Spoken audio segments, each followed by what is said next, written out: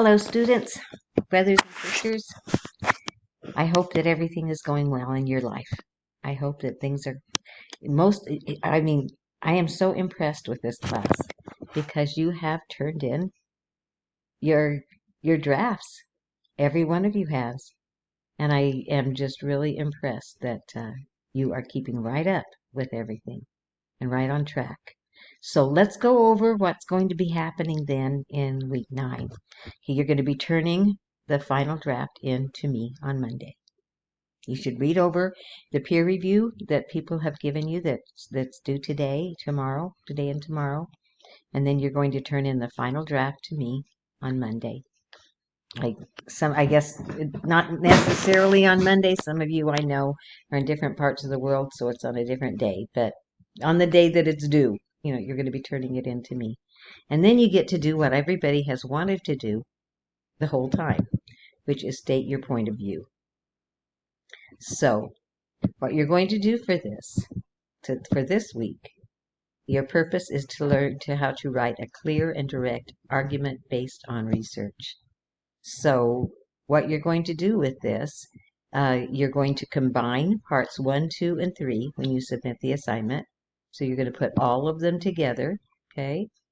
So you should submit one essay that includes all of them but make sure that you have a subheading that's labeled Part 3, indicating where that essay begins. One works cited page for all 3 parts, including any additional sources you've used in Part 3. And you have to have 6 sources altogether. You should have had 2 in the first, add 3 for the second, and add 1 more for the third part. If you already have 6, you don't have to add anything. So you need 6. Okay. So anyway, that kind of talked about that. So you've researched, summarized, and synthesized the debate. Now you're going to take a seat at the table, it says. You're going to write an argument that supports your position on the essay. Now, it says you've spent a lot of time trying to understand the issue and the various positions, so don't allow yourself to slip into some kind of an opinionated rant. This is important. You want to develop a clear, direct thesis, supporting it with clear, direct topic sentences and clear, direct logic. Use your source material to help you make your case. I've included a map for an argument in this, and let me show you. I have people use this when I teach. And I've been teaching position papers for a very long time, but I have them use this to kind of work it out in their brain. If it would help you to do this, to use this, then feel free to use it. It isn't a requirement, it isn't an assignment, but let me show you how it kind of is going to get you working with it, because you need to have all 3 parts of this. You're going to have a clear working thesis statement. Now, a thesis statement for an argument works best if it is short and pithy and to the point. So, for example, for mine, I should put mothers of preschool children should not work outside the home. That would be my thesis statement. It is clear, it is direct, and it is to the point. So you're not going to make a really long case for your thesis statement. It's best if it is a very clear 1 point, 1 sentence, maybe not more than 10, 15 words. No, not 15. That's too many. How many is this? 1, 2, 3, 4, 5, 6, 7, 8, 9, 10. About that. Maybe a little bit more. And then from what you've been looking at, you have lots of reason and evidences. This is the reasons why. Each one of these would be a different paragraph.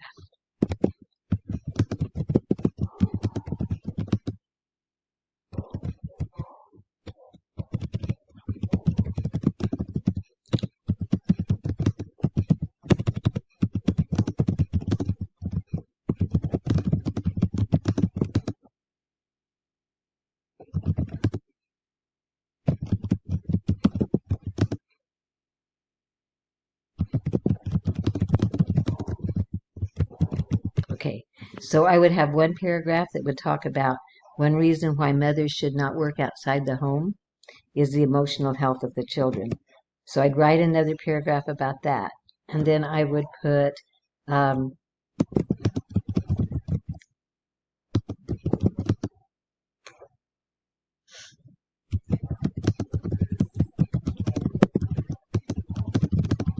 about maybe the safety of the children. So I'd have another topic sentence for that. Okay, and then maybe I'd have another reason that I found in all of my research and all of that kind of stuff that would say something like uh,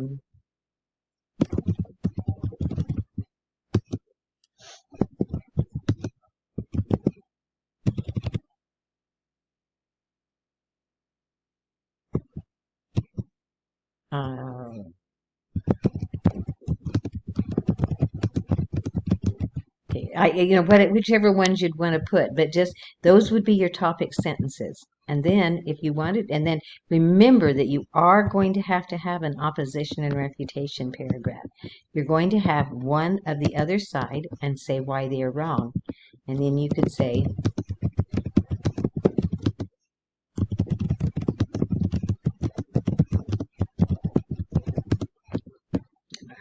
run into things here.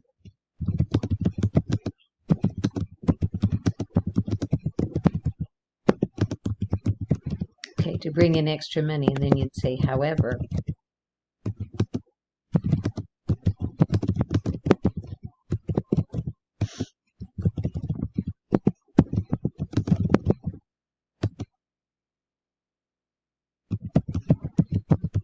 okay, something like that. So you only have to have one opposition refutation paragraph, one showing the other side, and that's good enough. You can have more if you want.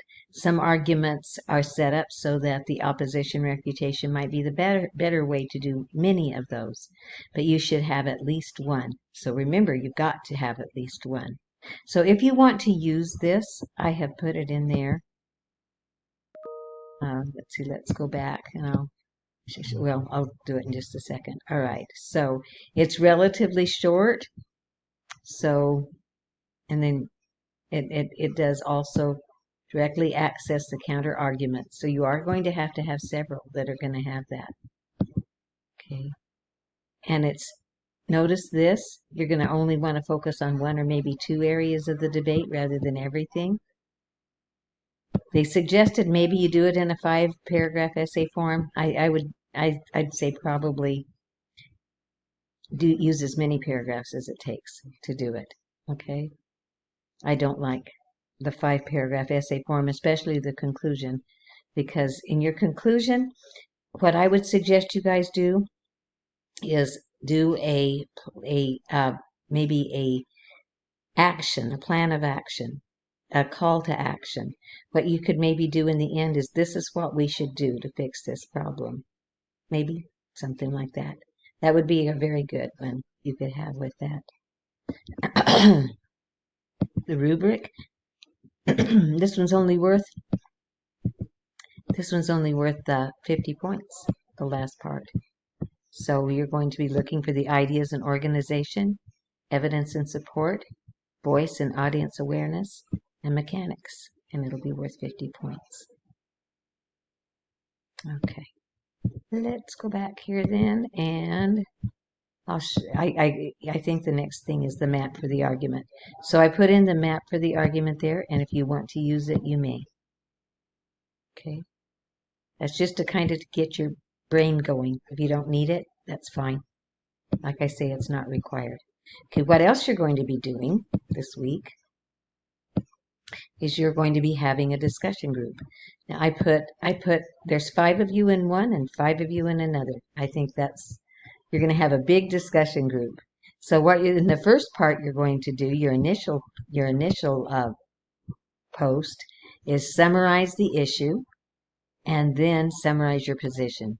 So you're going to summarize your issue, and then you're going to put your possible thesis statement. Okay? And then this is going to be fun. After they've put that in, then you're going to reply to the post that somebody has put in with potential counterarguments. So no matter whether you agree with that person or not, you're going to find some flaws in his thesis, his or her thesis statement. So even if you agree with him, nope, you've got to reply to the post with potential counterarguments. Like see, it says your stance on the issue is not relevant. Politely, notice that, politely take the side of someone who disagrees whether you do or not. That'll be fun for you, huh? That'll be good. And then you're going to respond to the group members who post potential counterarguments to your position, asking questions or making comments. So the goal, to critically think about your own position and your own reasoning, get immediate feedback on your own position as you prepare to write your own persuasive essay, and critically analyze your teammates' position statements and possible challenges they will have as they write their persuasive essays. So, okay. All right, so that's kind of some ideas that should come up in the part of the conversation, or what is the reasoning? How will the student address the counter arguments? What type of evidence? How will the student deal with the evidence? It's really going to help you a lot to have somebody play devil's advocate for you for the next one. Okay. And then, so this is the second part. So it was in there. So this is the second part that you're going to do. It had so it's the same thing that I just said, the response. Now you're going to take these two essays, okay? How numbers can trick you and carrying water on two shoulders. These are very, very good essays. What you're going to do is annotate them the way that you did last time, and you're not going to prove that you did that. There are no before or after. You're going to just dive into the readings and come up with your own questions and comments as you critically think about what's being said. Notice this. You don't need to submit anything as far as your annotations are concerned, but you do have to write a 250-word response in MLA format to one of these articles. This, how numbers can trick you, is very interesting because it's talking about, how people always use statistics for things. I have known just from logic that statistics are not that reliable. So this tells you why. There's like 6 different reasons why of things that people can trick you with it. And that's kind of interesting. And this one, carrying water on two shoulders, is what do you do with your faith when do you take the intellectual view at the expense of your faith? Do you put your faith first before the intellectual review ideas, or do you do both? So both of those are really good, and you're going to write a 250-word response of that. And I think that's it, right? Let's see. Oh, you're going to find another article, and so you're not going to do anything else except that you're going to find another article. We already went over the rubric, and I think that's it. Yeah, you're going to complete a quiz on improving style. So watch that and do that. All right, and now I keep saying, all right, that's it. Okay, that is it, finally. So golly, guys, we're almost done. So I'm looking forward to reading your essays this next time. I really am. This is the big part. This one's worth 100 points. So I'm going to be looking at all the things that we went over in our conference and everything, and everything should be good. I really am looking forward to reading them. And I hope you guys are doing well and getting right into it. And this is the biggest part of your whole thing.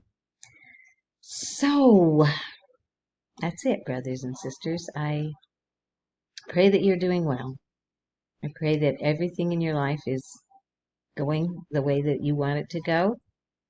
I pray that you are still keeping your faith-based things first. I do pray for you guys every day that you will be able to handle all the things that happen in this class. I am grateful for my Savior, and I hope you are too. I hope that as you have problems and in the class, or any kind of problems or questions, that you will pray about them, and that you will ask me if you have any kind of questions or problems. And I will talk to you next week. Anytime you need to, just email me and I will answer. Alrighty, take care, brothers and sisters. I love you.